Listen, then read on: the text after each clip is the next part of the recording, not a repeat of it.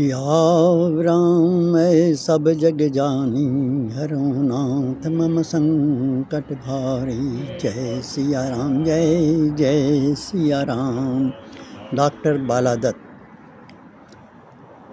सुंदरकांड की सीरीज में आज मैं आपको उस क्षेत्र के वर्णन की ओर ले जाऊंगा जहाँ से हनुमान जी को अपनी शक्ति का बोध हो गया और वो बोध के बाद जामुन से पूछने लगे कि मुझे क्या करना है। तो जामुन ने उनसे सीधी सी बात कही कि तुम वहाँ जाओ, सीता जी को देख के आओ और हमें समाचार दे दो, बस तुम्हें यही काम करना है।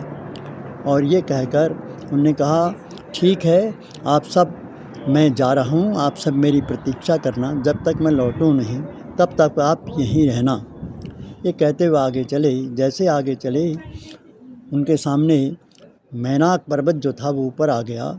तो हनुमान जी ने पूछा आप कौन हैं? तो उन्होंने कहा मैं पवन देव का मित्र हूँ। तो उन्होंने उनको स्पर्श किया और जब उन्हें विश्राम करने के लिए कहा तो उन्होंने कहा राम काज कीन्हे बिनु मोहि कहाँ विश्राम। तो ये कहकर जैसे वो आगे बढ़े उन्हें एक भूधर सुंदर दिखाई दिया और उस पर कौतुक बस चढ़ कूद गए और कूदते ही वो बंदर में हलचल मच गई। तो हलचल मचने के बाद वो इस तरह से आगे चलते रहे। जब आगे बढ़े तो उनको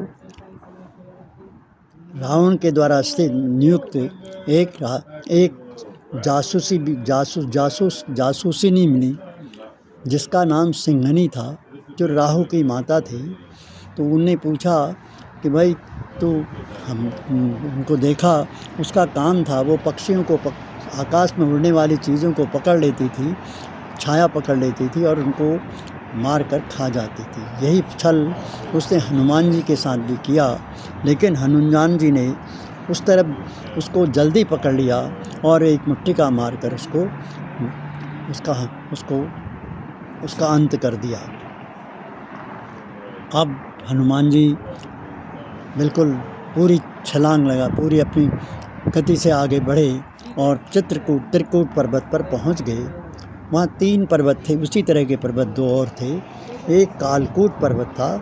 कालकूट पर्वत पर जाकर के पास गए तो वो कालकूट उनको पकड़ने लगा।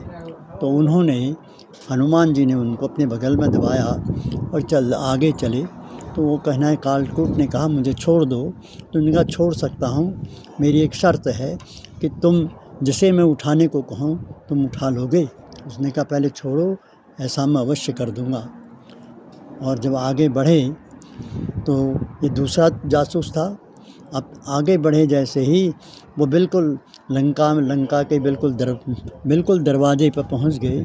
तो वहाँ भी उन्होंने देखा बहुत सारे सैनिक हैं और वो पूरी चौकसी से काम कर रहे हैं। तो उन्होंने बिल्कुल मच्छर जैसे रूप का धारण किया और वह आगे बढ़ने लगा क्रमशः।